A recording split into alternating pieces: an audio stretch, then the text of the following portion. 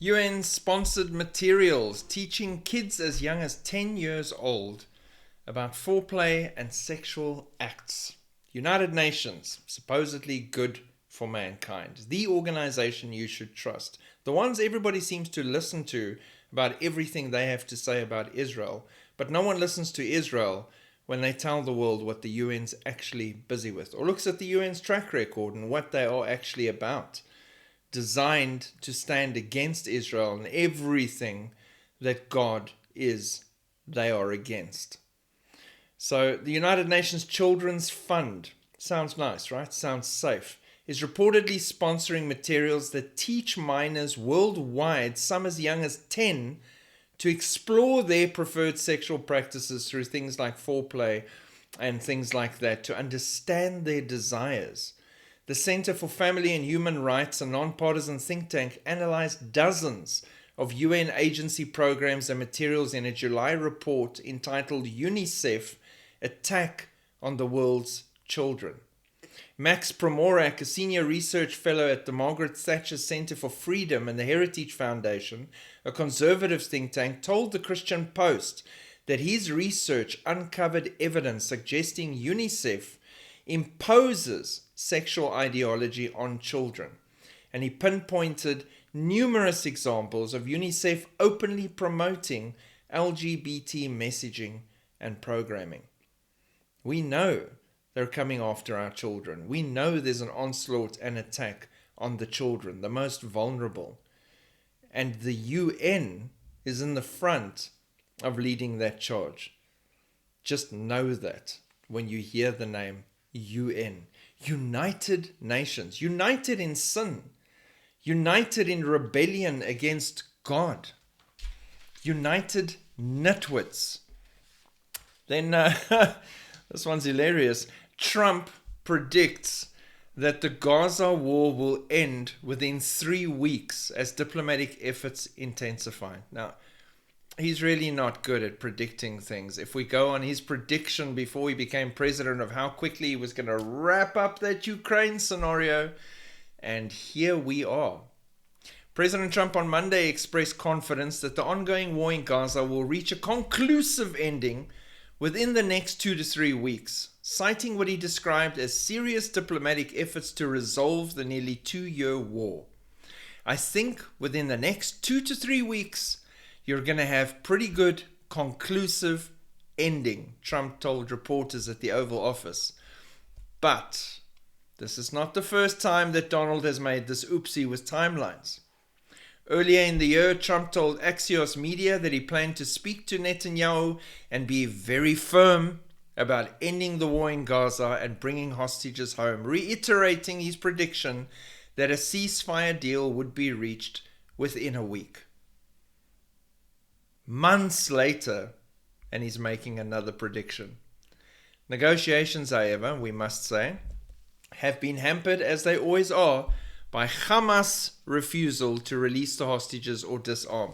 Not that the world or the united media everywhere in the West will say anything about that, because it's not Israel, it's Hamas. But if it was Israel hampering the deal, then everyone would be talking about that. Then, to make it even worse, the US is arranging a jobs program for 40,000 Hezbollah terrorists, because what's more important than making sure terrorists have got jobs? With less than a week until Lebanon's cabinet meets to approve the army's Hezbollah disarmament plan, US officials are finalizing Gulf state funding commitment for a jobs program designed to give the terror group's 40,000 fighters an economic alternative to Iranian payroll. So, because you're not going to get money from Iran anymore, which they are going to get, and you're going to stop fighting, which they're not, and you're going to give up your weapons, which they won't, we're going to give you something else to sustain yourselves with. Money you can use for weapons and ammunition in case you need extra. Trump envoy Tom Barak announced on Tuesday that Saudi Arabia, MBS, and Qatar, biggest supporters of Hamas, are ready to invest in an economic zone along Lebanon's southern border with Israel, creating employment opportunities for Hezbollah members and supporters once they surrender their weapons. What about the local civilians who have been suffering because of Hezbollah, who could actually use the help? Lebanese. No, not them. They're not terrorists. We have to have money coming into the system. The money will come from the Gulf, Barak told reporters. However, Hezbollah leader Naim Qassem has repeatedly rejected disarmament demands. Hamas rejects any deal releasing all the hostages or giving up their weapons. Hezbollah rejects any scenario where they give up their weapons or disarm and stop fighting Israel. But everyone is confused, thinking it's going to happen. US fighters intercept Russian aircraft off Alaska 3 times in a week, according to NORAD. Maybe the Russians like the view. It's a beautiful place, Alaska. Maybe that's where you go to really just appreciate nature. Who knows? Who knows? Interesting. But on top of that, hunt for Russian submarine is underway near Norway, involving the US, the UK, and Norway. Great Britain, Norway, and the United States of America have since Sunday carried out a large-scale hunt for a Russian submarine in Norway. The submarine is suspected of having threatened an American aircraft carrier in the Norwegian Sea. A defense source described the mission as a very unusual escalation. So they're struggling to find the sub that threatened them.